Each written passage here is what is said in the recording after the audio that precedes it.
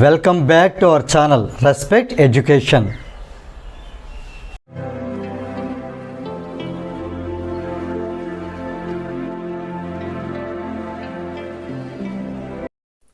ఈ వీడియోలో మనం ఎక్సర్సైజ్ 8Cలో క్వశ్చన్ నెంబర్ 5 ఎలా సాల్వ్ చేయాలో నేర్చుకోబోతున్నాం. An electric bulb is rated 220 volts. ఇది పొటెన్షియల్ డిఫరెన్స్ వీని ఇండికేట్ చేస్తుంది. 100 watt ఇది పవర్ ఇండికేట్ చేస్తుంది. అంటే V ఇవ్వడం జరిగింది, P ఇవ్వడం జరిగింది. ఫస్ట్ బిట్ ఏంటి? What is its resistance. Second bit ఏంటి? What safe current can be passed through it. అంటే ఒకటి రెసిస్టెన్స్ R ని ఫైండ్ అవుట్ చేయాలి, ఇంకోటి సేఫ్ కరెంట్ అంటే కరెంటే. సో ఐని మనం ఫైండ్ అవుట్ చేయాలి. అంటే ఎంత కరెంట్ వరకు మనకి అది సేఫ్ గా ఉంటుంది అనేది మనం ఫైండ్ అవుట్ చేయాలి. రైట్, ఇప్పుడు మనం ఫస్ట్ గివెన్ డేటాను రాద్దాం. Potential difference V is equal to 220 volt. Power P is equal to 100 watt.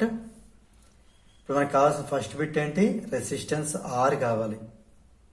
R అనేది ఫైండ్ అవుట్ చేయాలి.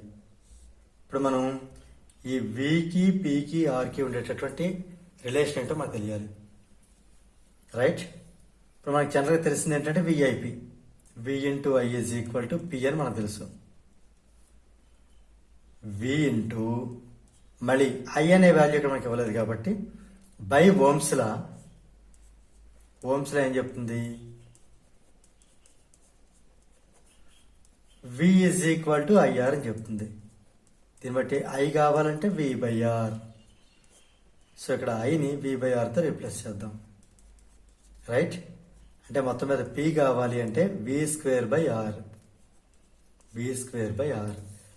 సో PVR ముగ్గురు ఉన్నారు. ఇగో PVR. ఓకే, ఇప్పుడు వాల్యూ సబ్స్టిట్యూట్ చేద్దాం. P అంటే 100 watt, 100 రాస్తున్నాను. V స్క్వేర్ అంటే 220 స్క్వేర్ అంటే 220 ఇంటూ 220 బై R మనం ఫైండ్ అవుట్ చేయాలి. ఇప్పుడు ఈ R ని ఇటు 100 ఇటు తీసుకొద్దాం.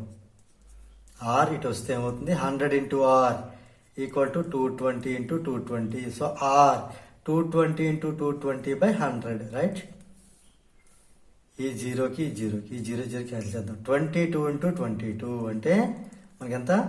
484. ఇప్పుడు మనకి పొటెన్షియల్ డిఫరెన్స్ V వోల్ట్లో ఉండి పవర్ అనేది వాట్లో ఉంటే రెసిస్టెన్స్ ఎప్పుడు ఓమ్లో ఉంటుంది. సో ఇక్కడ ఫస్ట్ బిట్ అయిపోయింది, ఏ బిట్ 484 ఓమ్. ఇప్పుడు B బిట్ సెకండ్ బిట్ ఎలా చేయాలో చూద్దాం. ది సేఫ్ కరెంట్ అంటే ఐని మనం ఫైండ్ అవుట్ చేయాలి. ఇక్కడ మళ్ళీ మనం ఓమ్స్ లా యూజ్ చేద్దాం. ఓమ్స్ లా ఏం చెప్తుంది? V is equal to IR. Right, V అంటే 220 ఈజ్ ఈక్వల్ టు I మనం ఫైండ్ అవుట్ చేయాలి ఇంటూ R. ఇప్పుడే వచ్చింది మనకి 484.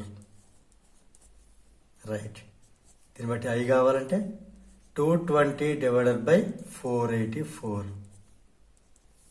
మన క్యాన్సిలేషన్ ఎలా చేయాలి దీన్ని? 22 టేబుల్లో చూసుకుంటే ఇది 22 1 జార్, 22 0 జార్, ఇది 22 జార్ అంటే 10 బై 22 వచ్చింది. మళ్ళీ 2 5 జార్, 2 11 జార్, 5 బై 11 రావడం జరిగింది. ఇదంతా I వాల్యూ కదా. ఇక్కడ మనం 0 పాయింట్ అని పెట్టాం అనుకోండి, 50 అవుతుంది. 11 4 జార్ 44.